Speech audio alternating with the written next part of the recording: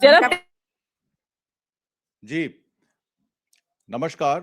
मैं आपके साथ आज रूबरू हुआ हूं। उत्तराखंड में एक प्रोटेस्ट चल रहा है और वो प्रोटेस्ट अंकिता भंडारी को लेकर है। हमारे साथ ज्योति अधिकारी जुड़ी हुई हैं। ज्योति अधिकारी जी, बहुत बहुत स्वागत है आपका। आप प्रोटेस्ट साइट पर हैं और वहां पर बहुत सारी पुलिस तैनात है धामी जी के जी घर के बाहर, और सभी प्रोटेस्टर्स को रोका जा रहा है। आपके बहुत सारे वीडियो वायरल हुए थे, उसमें आपने कहा था कि जिसको जिसको जो चाहिए हमारे सामने आए, हम बताते हैं कि पहाड़ के जो जी लोग हैं वो इस तरीके से जवाब देंगे। मैं आपसे समझना चाहता हूं, किस वीआईपी को बचाया जा रहा है? धामी सरकार किस वीआईपी को बचा रही है?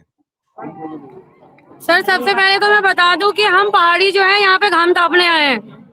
हम जी किसी बहू बेटी के लिए नहीं आए हैं। हमको हो गई है घाम तापने की आदत, क्योंकि हमारे नेताओं को ऐसा लगता है कि हम सिर्फ घाम तापते हैं।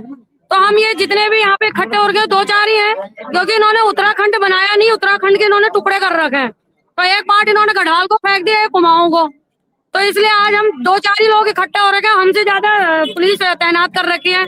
शायद इनको बहू बेटियों की इज्जत से ज्यादा वीआईपी की सुरक्षा चाहिए। तो आप ये देख सकते हैं मेरे पीछे काफी भारी मात्रा में हमारे सर लोग आए हुए हैं, ड्यूटी बजा रहे हैं।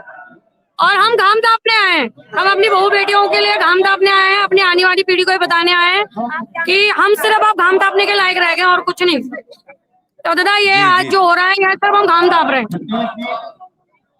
आपको ये नहीं लगता कि इसमें कोई पॉलिटिकल फाइट चल गई है? ऑपोजिशन जो है इसको मुद्दा बनाकर अपने राजनीतिक रोटियां सेकने के चक्कर में आप लोगों का इस्तेमाल हो सकता है इसमें? राजनीतिक आप घर रोटियां से सेकने निकल चुके हैं, अब जो भी होगा देखा जाएगा। मैं कुमाऊं से यहाँ आई हूँ उस बच्चे के लिए, और साथ ही में बहुत सी बहनें आई हैं, बहुत सी आएंगी। अब जिनका जमीर जिंदा होगा वो आएंगी, बाकी हर किसी को पकड़ पकड़ के हम ला नहीं सकते हैं। अपने अपने बच्चों का इंतजार करेंगे औरतें घर में। जिस दिन इनके बच्चों पे नंबर आएगा उस दिन ये घुटनों के बल आएंगी।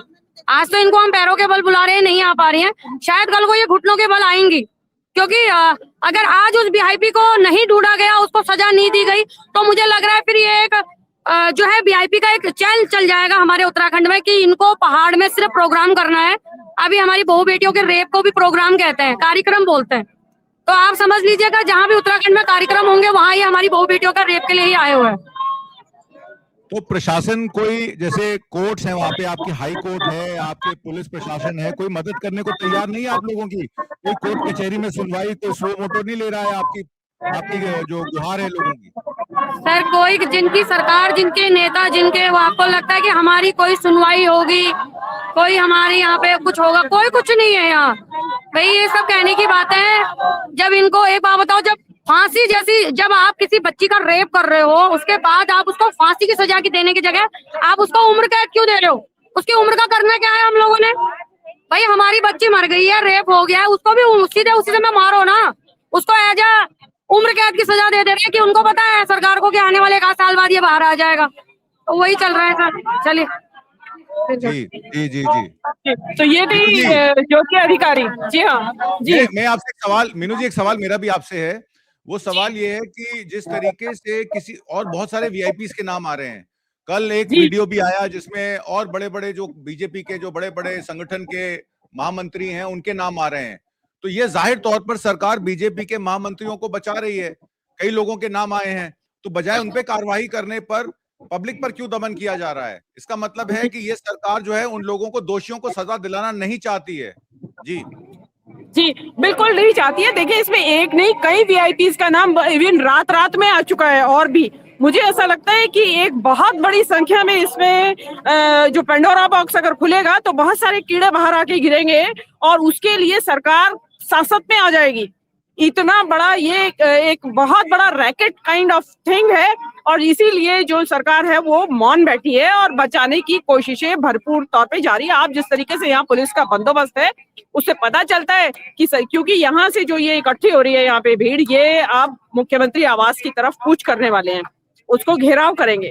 तो वो ये नहीं चाहते कि यहाँ से कोई भी हिले, यहाँ की जनता यहाँ से। और इसके लिए इन्होंने इतनी बड़ी कॉन्टिजेंट या पुलिस की लगाई हुई है कि ऐसे भी यहाँ दंगा होने वाला हो।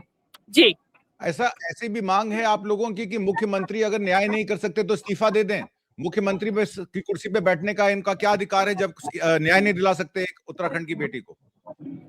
जी देखिए, न्याय तो स्त्रियों को, न्याय तो इस रिजिम में आप भूल ही जाइए कि महिलाओं को न्याय मिलेगा। और फिर ये तो उत्तराखंड की महिलाएं हैं, लेकिन ये समझ नहीं रही है। अभी आपने ज्योति अधिकारी को देखा, ये बहुत ज्यादा जो शेरनी टाइप की महिलाएं हैं, जो आपने इसको, ये दराती गर्ल है, ये जो दराती लेके, दराती उसका मतलब ये है कि ये खाली जो दराती चलाती है उससे घास नहीं काटती है, वो आपको बधिया कर देंगी।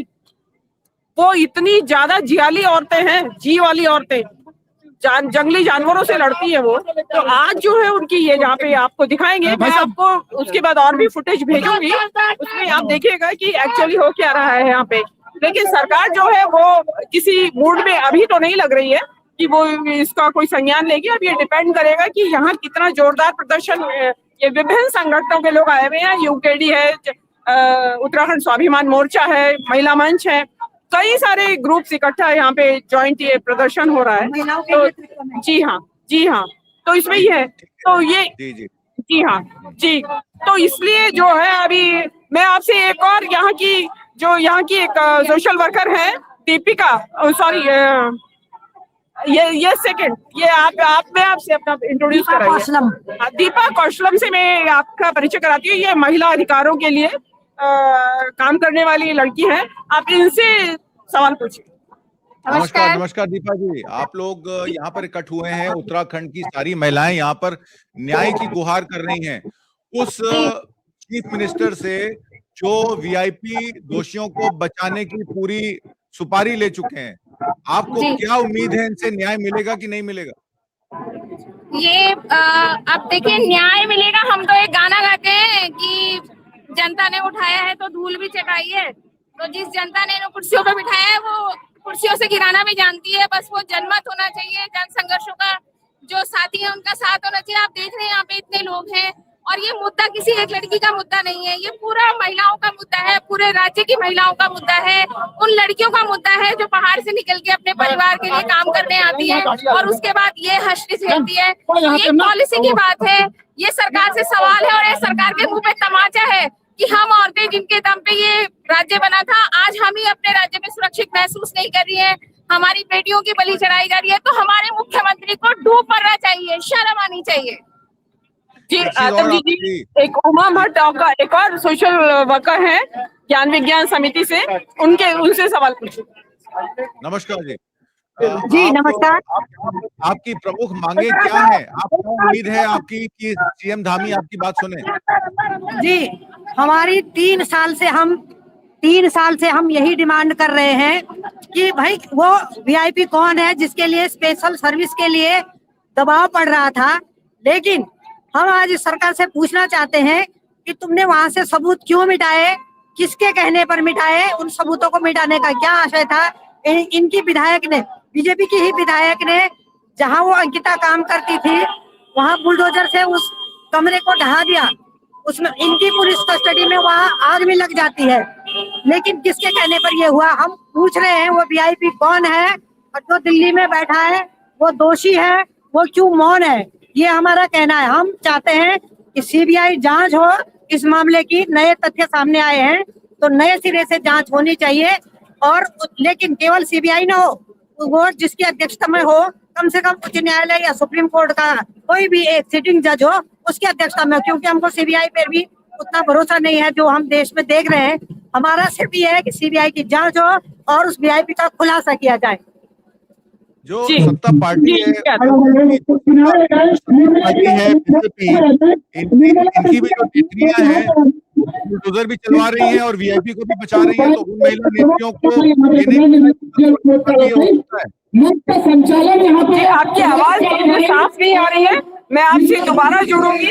अभी यहाँ पे लाउड स्पीकर, ये साउंड सिस्टम चालू हो गया, इसलिए आपको बैकग्राउंड में आप आवाज सुन रहे होंगे, बहुत शोर है। मैं आपको एक बार सीन दिखा देती हूँ, देन आई विल कोई भी ऐसा काम न करे जिससे यहाँ पे वातावरण खराब हो।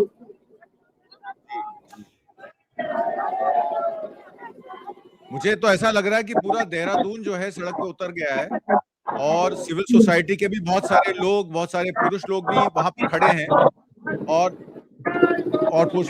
धामी साहब की जो मुसीबतें बढ़ने वाली हैं आपको लगता है कि त्रिलोचन आपको भट्ट। लगता है केंद्र भी इसका संज्ञान लेगी? क्योंकि जी कुछ नमस्कार। बोलना मुझे?